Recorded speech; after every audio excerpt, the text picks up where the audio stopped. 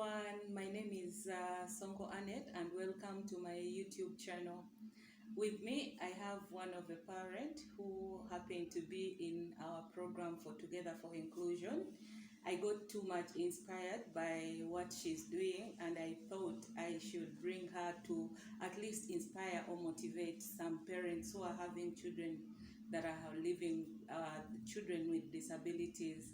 Mama K. Alex, welcome to my YouTube channel. Thank you so much. Yes, can you please tell the viewers your names, where you come from? My full name is Memory Kamwe. I come from Western Province, specific in Sesheke District, Sankolonga area.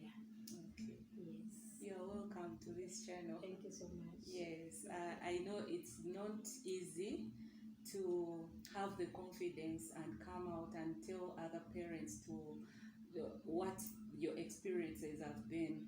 Yeah, can you tell us how it happened, what have you gone through, at what point did you realize that now you need to accept?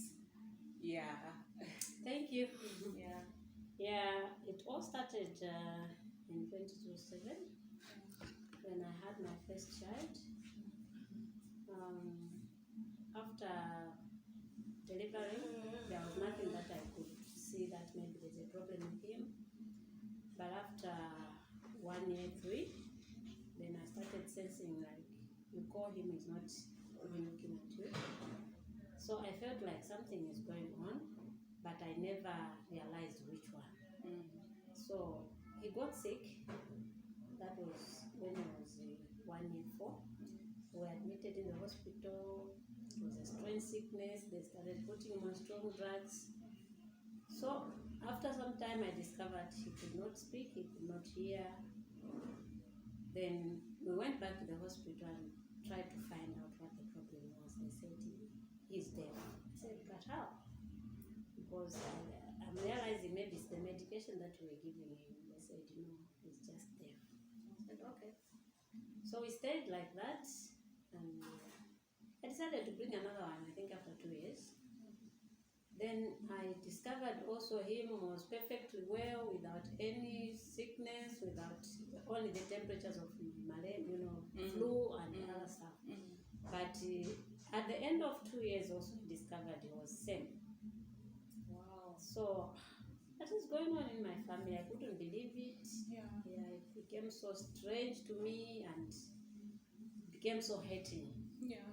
So after some time again, I decided I didn't go to the hospital for him for sure. I just decided to sit home. Then in 2013, I brought the third born. After 2 years, I discovered the same thing. So I said, wow, this is not something that is personal. Yeah. It's something that we don't know. It's beyond human control. Yeah. So what do? I got frustrated because looking at my neighbors, they're talking with their children, they're playing there and there.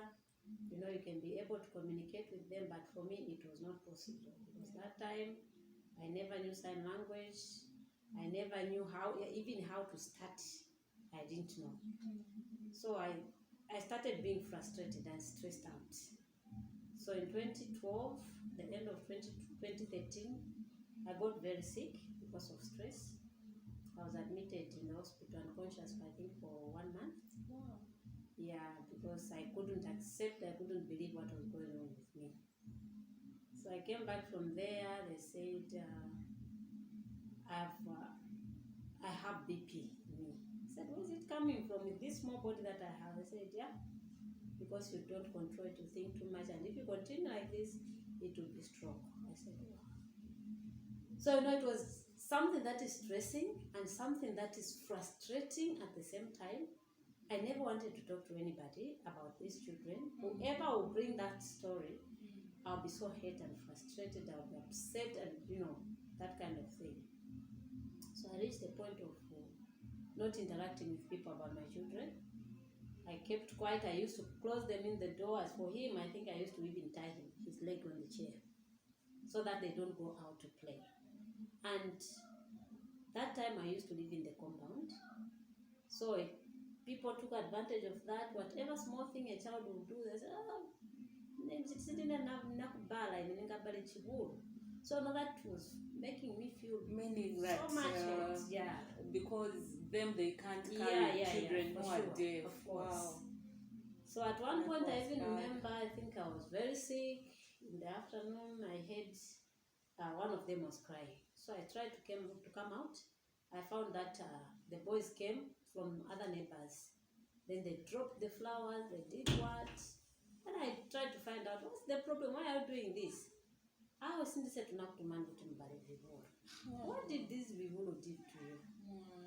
So, you know, my food was tears. Every time you find me in tears because of that. I used to connect a lot of things. I stopped going to church, I think for 5 years or something like that. Because it was too much for me, I couldn't take it anymore. When I had my last boy, that was in 2015, I met this doctor from the hospital who encouraged me a lot and gave me her experience. She had some children who couldn't walk. Yeah. They couldn't sit, they couldn't walk. So she sat me down because I was giving it up. I was skinny. You couldn't even look at me like twice. You just feel, this woman is dying soon, because I was very bad. So she called me and she talked to me privately. Then I opened up to her. I said, it's not like maybe I want to be this way, but I have too much on my plate. It's just too much, I can't take it. She said, yeah, but you have no option for sure.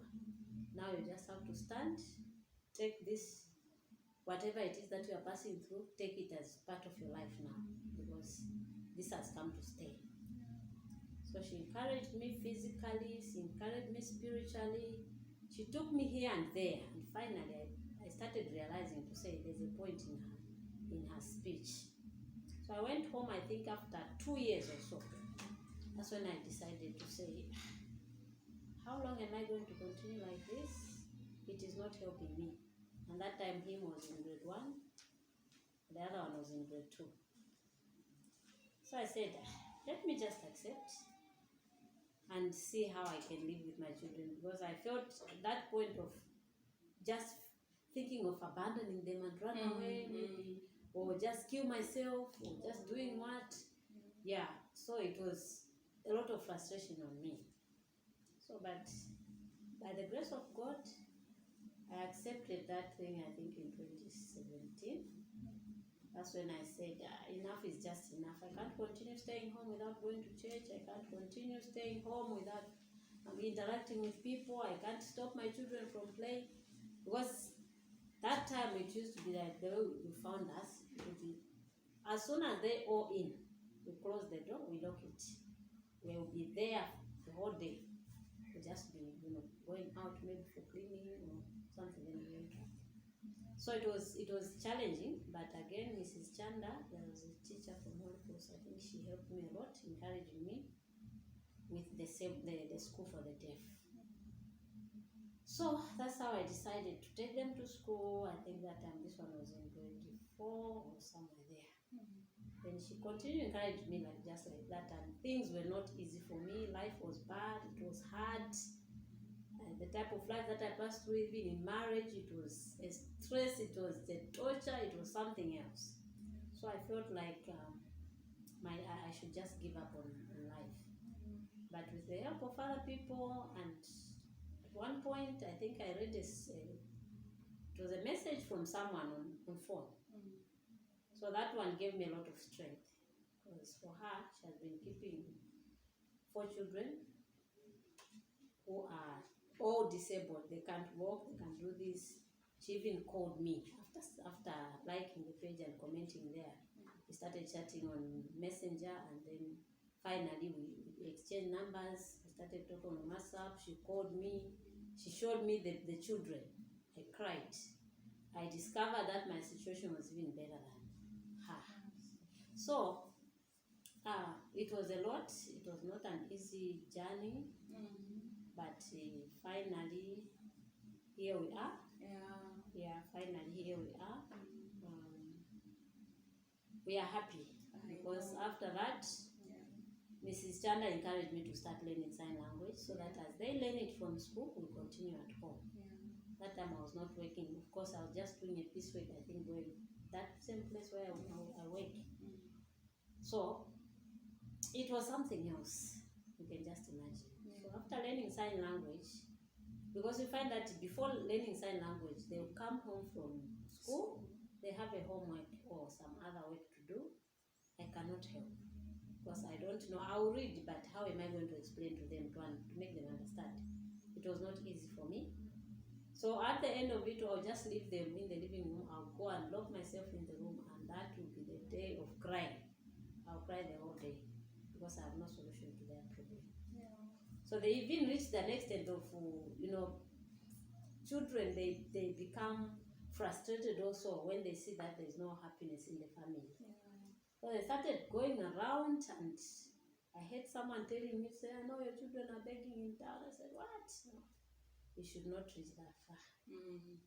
So I think 3 times I was called that. I said, no, this is high time I should stand and fight for these children's rights. So that's how I started learning sign language. After a year or so, we were able to communicate with them. Wow, that's very good. We were able to communicate at least where I don't know. They'll tell, oh, mommy, stop there. I should say like this. Oh, wow. Okay, so, that's the type of life that we have lived at least for 3 years now. Yeah, when I divorced with the father, at least our life was a bit easier. Okay. Yeah. Okay.